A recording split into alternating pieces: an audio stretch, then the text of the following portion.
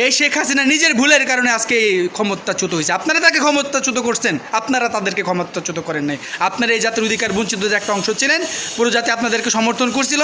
যখন শেখ হাসিনা তার ভুল পথায় সে অতীতের ন্যায় এই আন্দোলনকে দমাই দিতে চাইছিল, তখন এই অধিকার বঞ্চিত প্রত্যেকটা সেই পাড়ার অধিকার বঞ্চিত বাকরুদ্ধ সেই মানুষ যাকে থাপ্পড় দিচ্ছে ছাত্রলীগের একটা ছেলে, রায় তার পক্ষে যায় না, ছাত্রলীগের পক্ষে রায় গেছে। এই রকম পুরো সাধারণ নাগরিকের 18 কোটি মানুষ এবং প্রত্যেকটা রাজনৈতিক দল তারা আপনাদের সাথে সম্মিলিত এই আন্দোলনকে সংগঠিত করছিল। আমরা প্রবাস থেকে সংগঠিত করছিলাম, তখন এই শেখ হাসিনা পালাই গেছে। আপনাদের এখানে একক কোনো ভূমিকা নাই, আপনারা মাত্র একটা অংশ।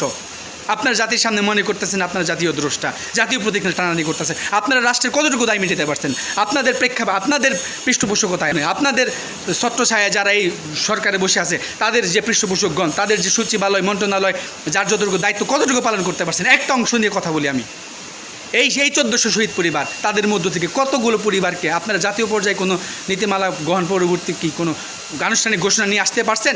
1400 শহীদ পরিবারের শত শত পরিবার কেন অবহেলিত? কেন এই যাদের রক্তের উপরে আজকে আপনারা দাঁড়ায় আছেন, এই ইন্টারিম গভর্নমেন্ট এবং আপনারা যারা এই দেশটাকে নিজেদের উঠান বানায় আজকে আপনারা রং তামাশা শুরু করছেন, জাতির সামনে নিজেদেরকে জাতীয় দ্রষ্টা হিসাবে আবির্ভাব করতেছেন, তারা আজকে এই সমস্ত ক্ষমতার অপব্যবহার করতেছেন, এগুলো উপলব্ধি করতে পারছেন?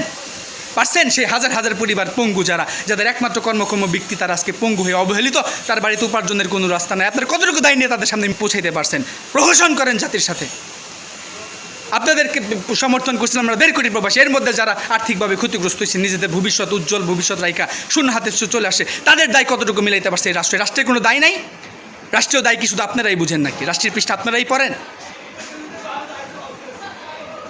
বিনয়ের সাথে বলি, এই জাতি আপনাদেরকে রুখে দিবে। এই জাতীয় প্রতীকের দিকে হাত দিলে সংযত হয়ে যান, আমাদেরকে আইন আদালত শিখাইবেন না।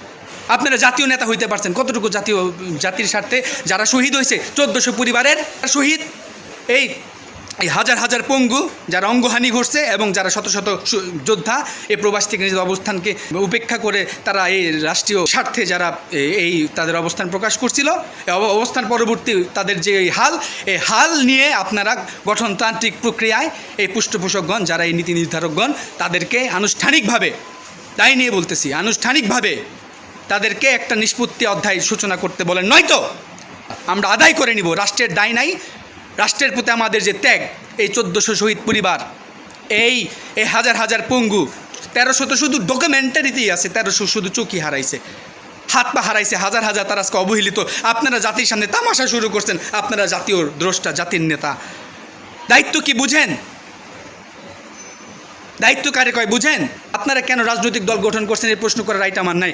আপনারা এই জাতির সদস্য হিসেবে আপনাদের এই রাজনৈতিক অধিকার আছে, কিন্তু আপনারা যারা চাকরি বঞ্চিত লোক, তারা কি চাকরিতে ফিরে গেছিলেন নাকি রাজনৈতিক দল করে আজকে সে রাজনীতিকে ক্ষমতাকে স্থায়ীভাবে টিকার থাকার জন্য নাট্যকেন্দ্রিক হয়ে আপনারা ঘূর্ণয়ন আছেন, নাট্যর মতো ঘুরতেছেন আপনাদের ক্ষমতাকে আপনারা এস্টাবলিশ করার জন্য। আপনারা জাতির সামনে তামাশা করতেছেন, আপনারা যেন জাতির সব কিছু, মুখ খোলায়েন না।